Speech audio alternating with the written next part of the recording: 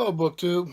This is the eighth and final of the second shelf of the fourth bookcase, a big wall bookcase. I'm going to start you out with one that doesn't have a dust jacket, Bill Moyers, World of Ideas. There was a second volume of this too. Both would be worth having. Bill Moyers, World of Ideas, conversations with thoughtful men and women about American life today and the ideas shaping our future. Doubleday, New York, London, Toronto, Sydney, Auckland, 1989. Of course, being Bill Moyers is part of the TV thing. I'll give you a list of some of the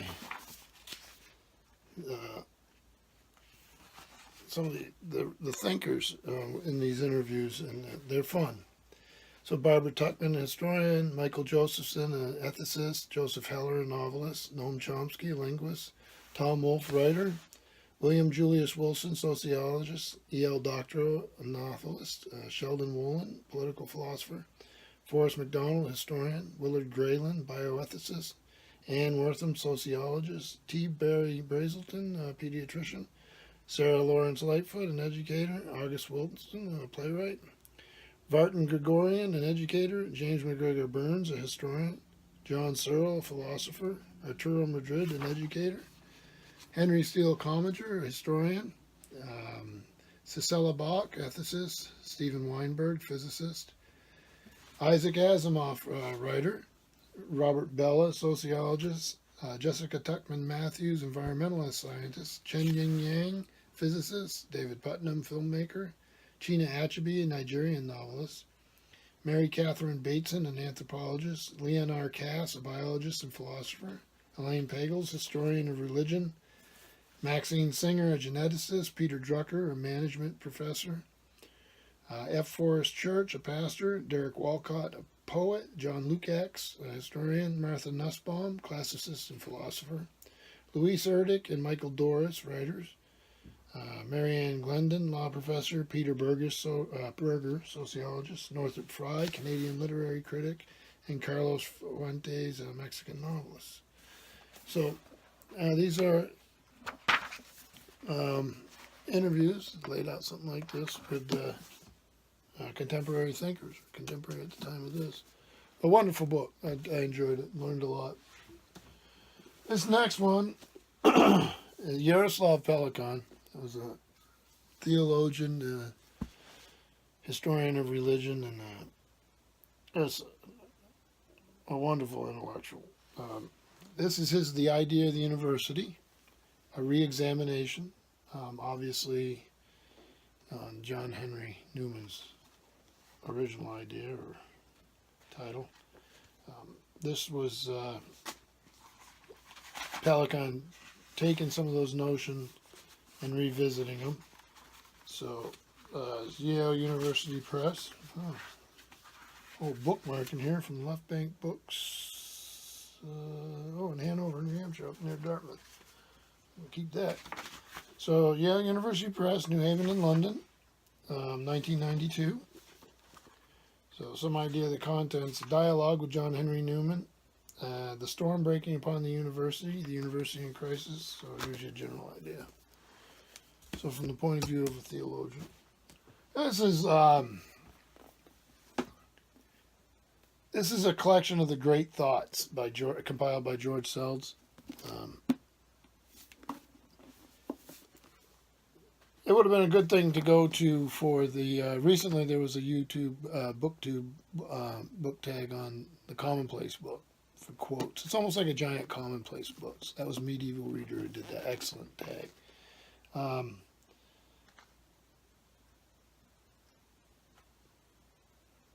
There's a horrible one. Ford Madox Ford, 1873 to 1939. 80% of mankind is stuff to fill graves with. Youch. Pretty harsh. So this is a paper version. I don't know if it was ever heard back. Forward by Henry Steele Commager. Ballantine Books, New York, and 1985. So basically a giant commonplace book full of quotations and ideas. This next book, I'm going to show you where the bookmark is. It's right there. I wouldn't take much to finish this old beater. It's Memories, Dreams, and Reflections by C.G. Jung. Revised edition, recorded and edited by Anelia Jaffe.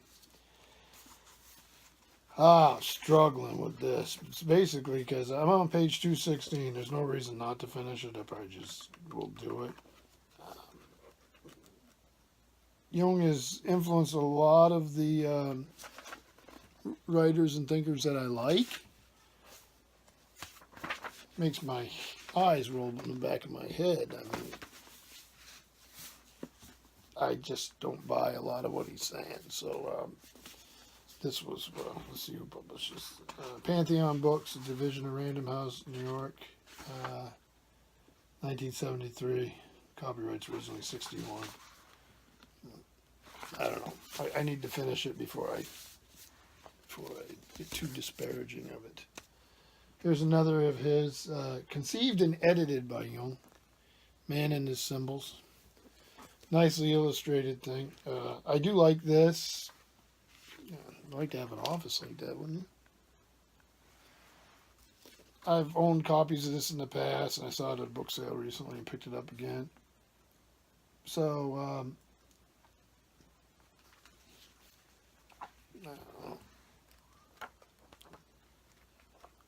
nicely illustrated. Glad to have it. But in this next section are all books by Peter Gay. I did a recent book chat that, I don't know if I did book chat, but I did a wrap-up, I think.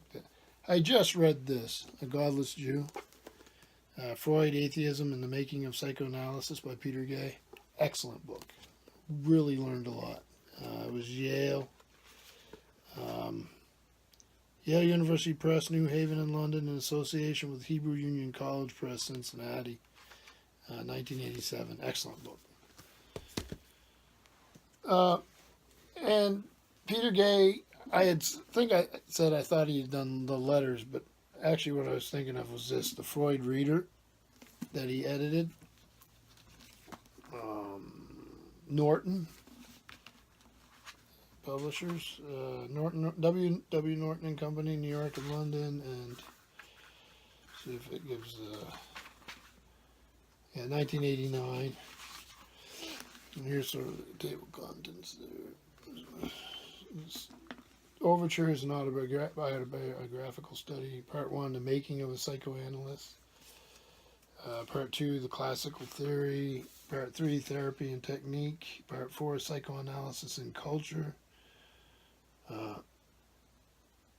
So he does a section, The Moses of Michelangelo. A lot of these are famous things. Part 5 is Transitions and Revisions. And Part 6 is the last chapter. So, if you don't want to read everything that Freud did, but you want something to dip into and hit some of the major stuff, that's a good book for you. Then Peter Gay also did Freud A Life. That's Peter Gay on the back. A Life for Our Time, it's entitled. W. Norton and Company again, New York and London, in this case 88, so there's illustration. Portrait of the man.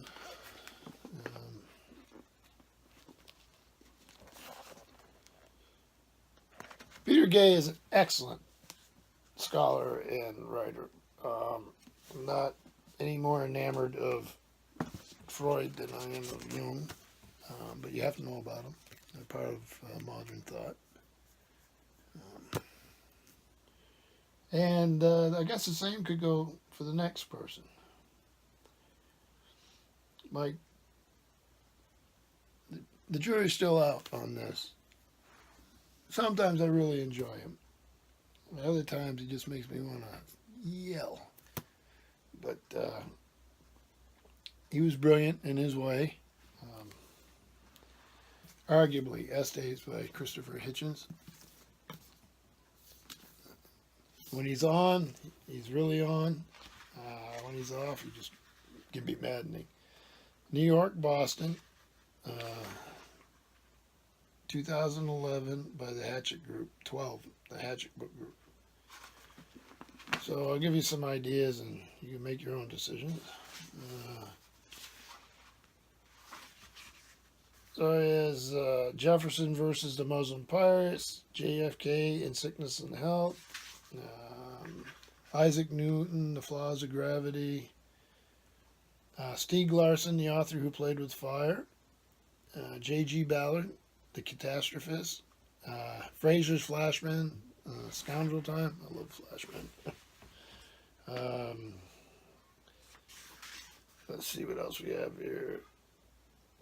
Once Upon a Time in Germany, Andre Malraux, One Man's Fate, Arthur Kessler, The Zealot. See, The Other L Word, Eschew the Taboo. So bunches of essays. Evelyn Waugh, The Permanent Adolescent. So there's a lot of interest in here. And again, sometimes you can be a bit maddening, but I don't think he avoided that, that's for sure. So that ended the second shelf of the fourth bookcase, the big long wall bookcase. We went through,